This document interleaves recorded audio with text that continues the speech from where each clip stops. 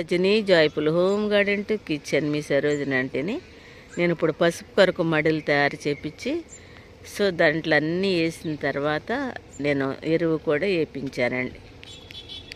ఇందులో వేపపిండి, బూడిద, Epsom salt and trichoderma viride ఇవన్నీ వేసి ఇసుక అలాగే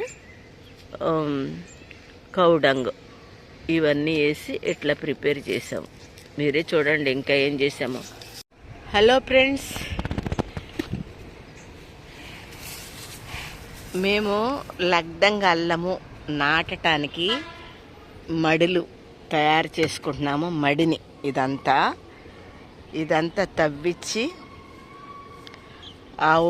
ఆవు పెండేసి అందులో ఇసుక కూడా వేసి కలిపి ఇదిగోండి ఇసుక అంతా చల్లి చేస్తున్నాము.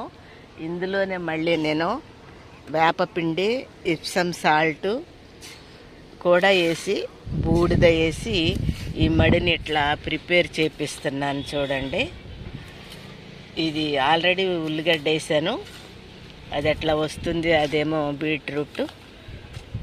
వీటితో పాటు ఇది ఇక్కడి నుంచి అది ఆ చివరి నుంచి ఆ కార్నర్ నుంచి ఈ చెట్టు నుంచి ఇక్కడ దాకా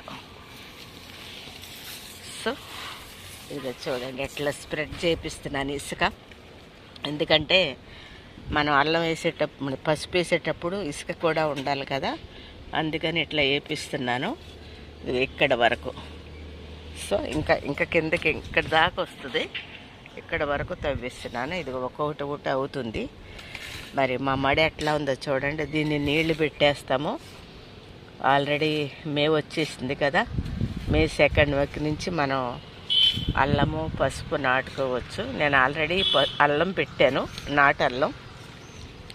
అవి మొక్కలు వచ్చేసినాయి.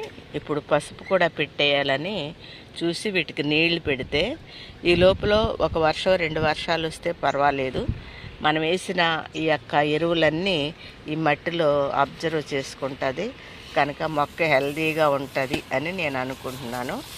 ఇది ఇప్పుడు 4 ఇయర్స్ నుంచి నేను పసుపు పండిస్తున్నాను. ఫస్ట్ కుండీల్లో వేసాను, తర్వాత ఈ మట్టిలో వేసాము. మట్టిలో వేసిన తర్వాత చాలా ఎక్కువే వచ్చింది. ప్రతి సంవత్సరము కొంచెం నాలెడ్జ్ అప్గ్రేడ్ అవుతుంది. దానివల్ల ఈ సంవత్సరం నేను ఎక్కువ లగ్దంగ్ పసుపు పండించడం నేర్చుకున్నాను.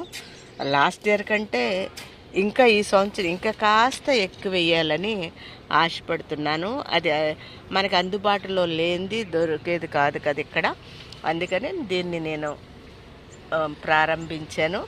4 సంవత్సరాల నుంచి పండిస్తున్నాను కనుక 4th ఇయర్ ఇంకా ఎక్కువ, 5th ఇయర్ వచ్చేటట్టుగా మరీ ఎక్కువగా చేయాలనే ఉద్దేశంతో నేను చేస్తున్నానండి. నా యొక్క వీడియో మీకు నచ్చితే లైక్, షేరు, సబ్స్క్రైబ్ చేయండి.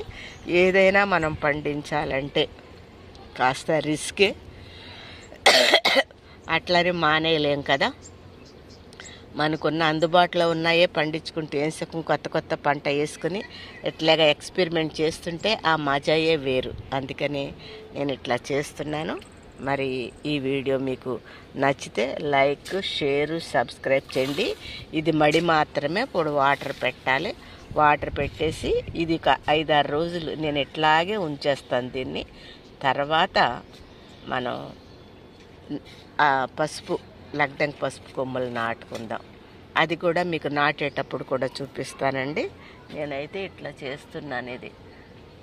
ఓకే, నచ్చితే లైక్, షేరు, సబ్స్క్రైబ్ చేయండి. మరొక వీడియోలో మరలా కలుద్దాం. అంతవరకు సెలవు. నమస్తే అండి. బాయ్.